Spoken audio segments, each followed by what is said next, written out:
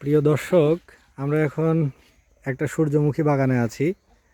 এখানে দেখতে পাচ্ছেন হলুদ রঙের বেশ বড় বড় সূর্যমুখী ফুল, গোল গোল সূর্যমুখী ফুল। সূর্যমুখী ফুল দেখতে বেশ সুন্দর।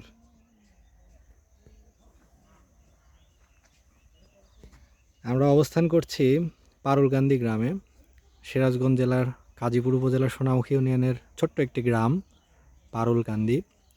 সেই গ্রামেই মানাস নদীর পাড়ে ফাঁকা জমিতে এখানে গড়ে উঠেছে একটি অ্যাগ্রো ফার্ম।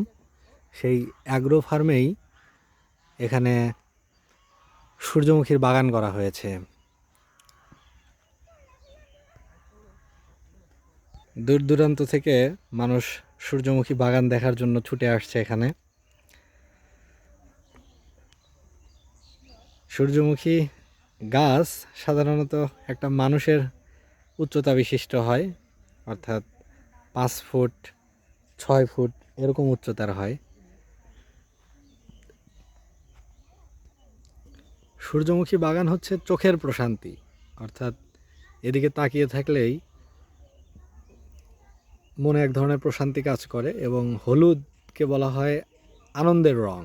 ইয়েলো কালার এইটা মস্তিষ্কে এমন এক ধরনের হরমোন তৈরি করে যেটা মনকে প্রশমিত করে বা চিত্তকে মুগ্ধ করে বা মানসিকতাকে অনেকটা রিল্যাক্স করে বা প্রশান্ত করে।